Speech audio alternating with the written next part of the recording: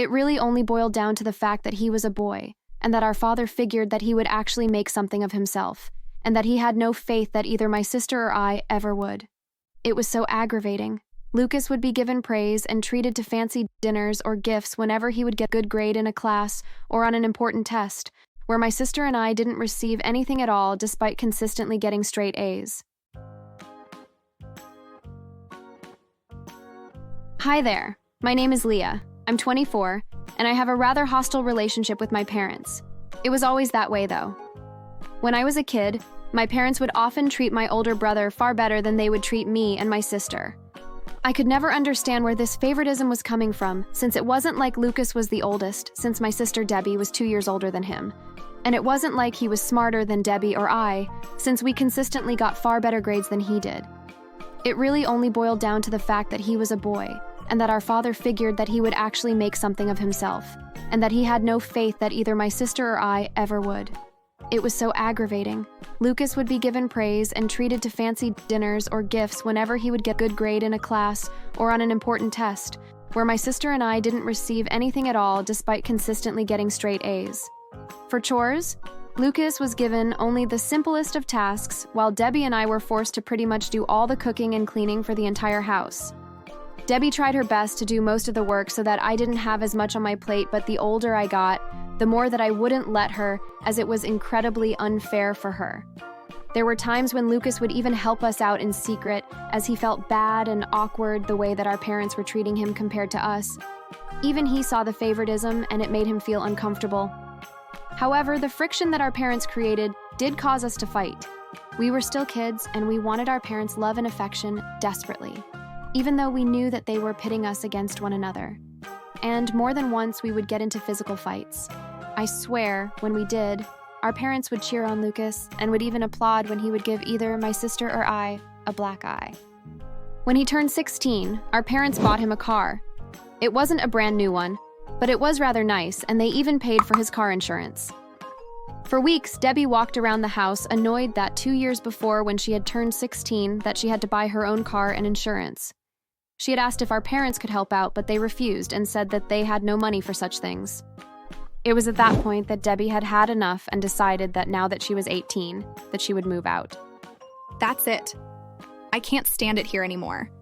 You will bend over backwards to help Lucas, but you can't even be bothered to do anything for either me or Leah. It's like you only love Lucas. That isn't true. We love all three of you the same. Mom, that simply isn't true. You don't treat us all the same. You give Lucas everything he ever asks for and then refuse to do the same for us. Well, there is a very simple reason for that.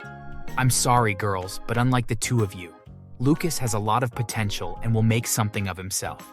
Since he will, he can help take care of us when we're older. The two of you will be lucky to get married and have kids, but neither of you will be able to make the same kind of money that Lucas will. That was the last straw for Debbie, and she packed up her things and moved out. None of us heard from her for several months, but then I got a text saying that she had found out some fascinating information. After renting a hotel room for a few days, she had been contacted by our grandparents on my father's side. They had heard that she had moved out, and they had wanted to know why she did. Once she told them her reasons, they were furious, and they asked her if she would be interested in moving in with them. For many years, we hadn't spoken with our grandparents, and we never really knew why, until Debbie moved in with them and got to know them. Apparently, there was an ongoing feud between our parents and them. Our grandfather had started a company and owned several factories throughout the country, and when our father had become an adult, he had assumed that he would be given control of them. But our grandparents saw that our parents spent money recklessly and had denied our father from ever being able to own more than 15% of the company. It was enough that it gave our parents a healthy income, but they were still bitter about the deal and the fact that they didn't have a larger portion. I had always wondered where our parents got their money from, and now I finally knew. For the next 2 years, Debbie kept it a secret that she was now living with our grandparents, and once I turned 18, I did the same thing that she had done, and our grandparents accepted me into their household with open arms. It hurt, but we also kept Lucas in the dark about where I was moving, at least at first. But one day he texted Debbie and I that he wanted to meet us for lunch because he needed to talk to us about something. Hey guys, thanks for agreeing to see me. Listen, I know things haven't always been great between us, but I want to make things right finally. I want to leave home and cut mom and dad out of my life. They have put so much pressure on me and expectations on me, and I've had enough of it. We know, Lucas. And we're sorry that things have been rough. Not just for us, but also for you. Our parents are to blame as they put us against one another. If you only knew the half of it. Last week, they told me about a plan, and it does affect the two of you as well. Lucas told us that our parents had approached him and told him that they had been secretly buying up shares in our grandparents' company under aliases and that they wanted to give them to him. But once they did that, he was take control of the company and remove his grandparents from the board of directors and to make our father the new president of the company. Apparently, it had to be done by him because our grandfather had put safeguards in place that should our father ever own more than his 15% share in the company, that he would be able to sue him. The way that the agreement was worded was complicated, but suffice to say that it prevented our parents from trying to steal the company from our grandfather. However, once Lucas had made our father the new president, he would have 51% control of the company and would give Lucas the other 49%, and together, they would run the company as a team. Lucas went over how all this was possible, but it was all legal mumbo-jumbo to me, and it honestly sounded rather shady and more than a little illegal. I've been working for our grandparents the last few years, and they know about Dad's plans. Listen, you need to trust us, and we need to trust you. But our grandparents have a plan to stop our dad from stealing the company. It's our legacy, and they have wanted the three of us to run it ever since it was obvious that all our father ever cared about was money, and that he would run the business into the ground. Can you put your faith in me? Lucas nodded, and the three of us held hands in solidarity. Over the next few weeks, our parents began to transfer the shares that they had acquired over to Lucas until he personally owned over 50% of the company. Once he did, they asked for the entire family to come over to their house for a private family meeting. Thank you all for coming tonight. We especially want to thank my parents for putting aside our past differences and coming to this family meeting. I wish I could say that you will be happy that you came, but I have a massive announcement to make, and it will no doubt make the two of you very upset. We have been buying shares of your company and have given them along with our own shares to Lucas. He now owns the majority of your company and under the charter that you originally wrote for the company father. Lucas can choose to make the company private and by doing so, buy out all outstanding shares and gain 100% control of the company. Oh? Is that so? Yes, and as of 30 minutes ago, he did just that. And with what money did you do that with? We took out several loans from some rather shady people, but it will be all worth it when Lucas makes me the president of the company and gives me 51% of the shares of the company. That's a pretty bold plan, but there is a major hiccup in it. Yeah, and what would that be? Well, for starters, I have no plans of doing what you want.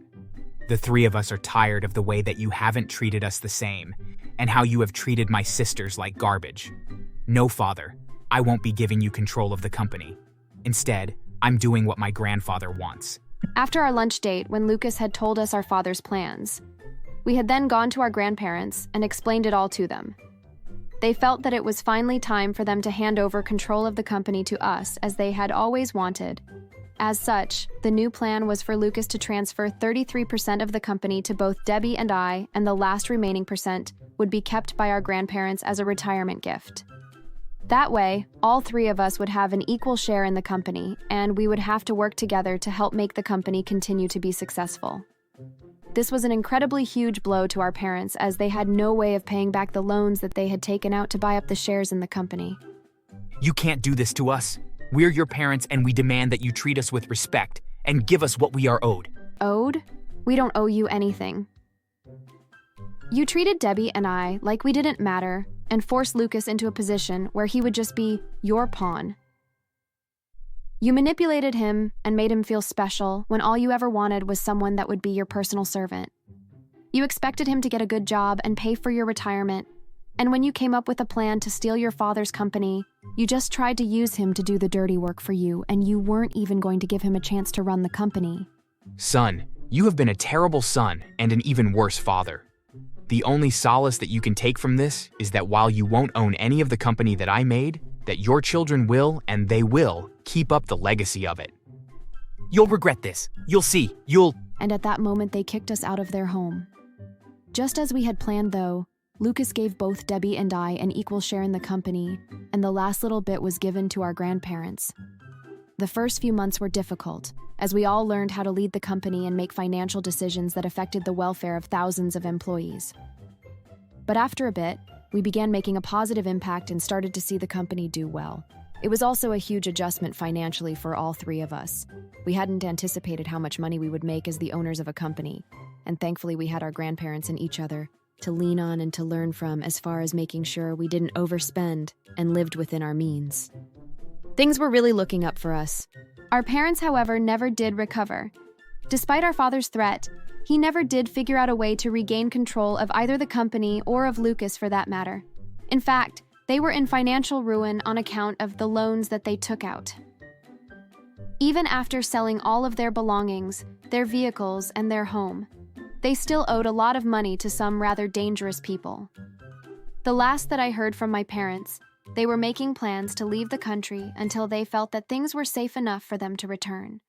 To be honest, I don't even know if they are still even alive. No one has spoken to them in some time, and since they had no money to their names, we don't really know what's become of them. It's a pretty sad fate, really, but as the saying goes, they made their bed and now they have to lay in it.